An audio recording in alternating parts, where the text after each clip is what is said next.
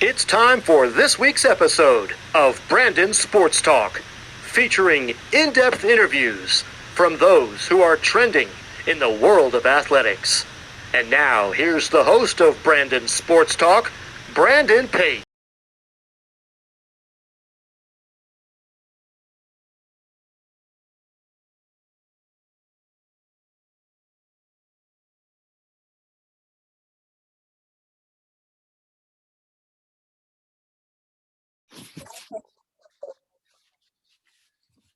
Welcome back to Brandon Sports Talk. In today's episode, I have the privilege to interview the business owner of Elevated Hockey, Pete Cameron. How are you doing today? Doing great, Brandon. Thanks for having me on, man. Can you talk about how you knew that you wanted to start a hockey business? Yeah, so I grew up playing hockey, originally from Minnesota. Grew up playing hockey in Chicago and in California a little bit. Just hockey's always been a big part of my life, and I got into coaching when I was done playing, and then in coaching I started coaching teams, and then eventually started doing camps and clinics, and that led me to starting Elevated Hockey, which is my business I do now, which is basically helping train young athletes that want to get better at hockey and become better athletes and hockey players and people.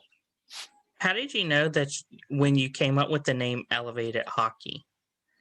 I wrestled around with a lot of different names and stuff, but the name Elevated just stuck out to me because one, I'm based in Bozeman, Montana, so we're at a high elevation, living in the mountains, and two, just the concept of elevating your game, just kind of bringing your game up a level was kind of the other part of that too. So a combination of living life in the mountains and trying to improve the gameplay of the athletes I work with. What are some of the services you offer for Elevated Hockey? Yes, we do. I do a couple different types of programs. We do some preseason, pre-tryout camps and clinics, usually on the weekends, and then we'll do all skill-based, individual skill-based trainings. We do some summer camps for players.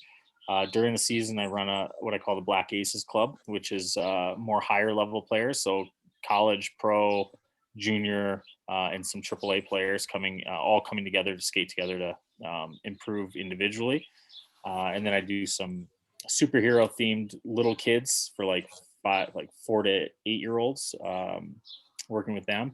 And then I do a handful of international tournaments in various countries around the world, which is great, working with some athletes outside of my own region. And then there's another part to Elevated too, which I put a lot of my training and thoughts and best practices and then also just documenting what I'm doing in the game of hockey online on social media. And so then I end up working with a few hockey brands to help market the game and their products and things like that in that world of social media. How has your hockey coaching experience helped you with your experience of owning a business called Elevated Hockey? Yeah, I mean, it's been huge. It's I've been coaching for, I don't know, maybe just shy of 20 years, maybe 18 years or so before starting Elevated Hockey. And so my experience there working with athletes of different ages, hockey players of different ages, got me involved with USA Hockey and all of the high performance select camps and different grow the game initiatives that way. And so really it just gave me the experience on top of my playing experience. It gave me the experience as a coach, which then translated into Elevated Hockey and what I do on and off the ice with the players now. How has your playing experience helped you with Elevated Hockey? I grew up playing. I started playing when I was around 4 years old and just started skating outdoors, and then around 5 or 6 joined the local league and played pretty much my whole life through college, and then and I still play now in the adult leagues. And so it's just been, the game's been part of my life the whole time. So I had the opportunity to learn from a lot of very successful coaches over the years, and then just take on 30 plus years of playing hockey experience. It just helped kind of hone my love of the game and hopefully try to transfer that into helping players become passionate about playing and also help grow their skill set as well. What is it like working with the USA Hockey team? So I don't work with the actual like Olympic team necessarily, but I work with USA Hockey, the national governing body, the organization. And it's a volunteer position primarily, a few paid things here and there, but it's mostly volunteer position. It's really just out of the love of the game.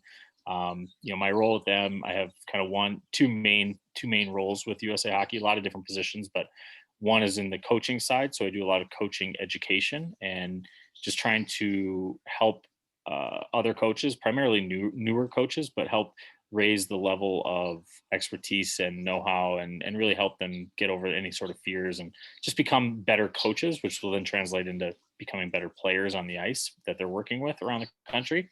So coaching education is a big piece with me with USA Hockey. And then I also do a lot with player development. And so I go here in Montana, but then also around the country working as a coach and evaluator to a lot of the player development select camps, which is kind of all part of the ladder going up to, at the highest level, the U.S. Olympic team or World Championship team and the NTDP, the National Team Development Program. So I kind of work at the grassroots level that then helps select and improve players and then help select them to help move up the different levels from around the country. What is it like to have Elevated Hockey international and domestically?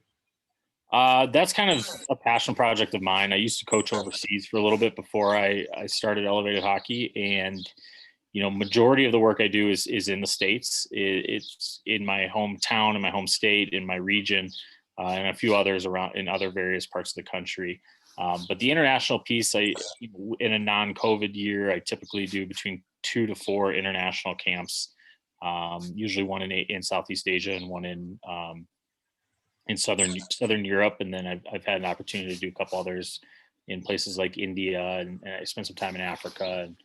And it's something that I love. I love connecting with people that are passionate about hockey in different cultures and learning about their culture and learning about the obstacles that they have to deal with in playing the game they love. And I just like being part of their progression and trying to help wherever I can, whether it's with coaching or on the ice with the players. And it's just something I'm super passionate about, the international side of the game. And it's mostly a domestic business, but I do a handful of international camps and clinics each year. And I love those, meeting new people. Of course, with COVID, how are some of the things helped you when you adapted to, of course, going more online? Yeah, so during COVID with the rinks shutting down and not being able to travel internationally or even domestically for a while, it made me focus on the social side. So I did, I was experimenting with new ideas to put up on social media, and one fun part was really going to doing more digital like Zoom classes for kids. So I was doing kids all over the place were I was running stick handling, basically Zoom stick handling courses for kids from, we were doing some from Spain and for Argentina. We had a class from Malaysia a few times, one in Jakarta, Indonesia, some players from there, as well as some players in Pittsburgh and Michigan and some from all over. So it was a great experience to get the digital part of the coaching. It's not something I'm still doing that often, but at the time it was a great way to connect with players that were under quarantine and couldn't go outside of their house or couldn't go to the rinks, and an opportunity for me to work and connect with people outside of my local area. So it was great. It worked out really well. What are some of the programs that you offer whenever it comes to training players? Yeah, so I do weekend camps and clinics. I do week-long summer camps. Then I also do what I call the Montana Hockey Development Series, which is a series of, it's at least one training event per month, every month of the season. So it's basically, I believe it's 8 months long. So we do it around the state of Montana. And I do that in conjunction with the college team that I coach. And then we also offer our Mighty Mites program, which is where the coaches, college kids and myself, we dress up as superheroes and we have superhero themed drills and practices for younger little kids. And the kids wear capes and masks, and it's a ton of fun. I do the Black Aces Club, which is for the older kids, the college junior level, AAA level players, more advanced. And then I do the International Camp Series. And then, and then I do a little bit of a little bit of advising for some players on the back end too, where I can point them in the right direction for tryouts or camps, or help them with some goal setting for reaching whatever their goals might be, and building that ladder of what steps do they need to take to reach those goals in the game of hockey and in education. And with that is stuff with tryouts, stuff with competition, with communicating with coaches, with mindset, with nutrition, strength, stuff like that. What levels do you service? Do you only service high school and college levels, or do you also service people in the professional field like the NWHL, NHL?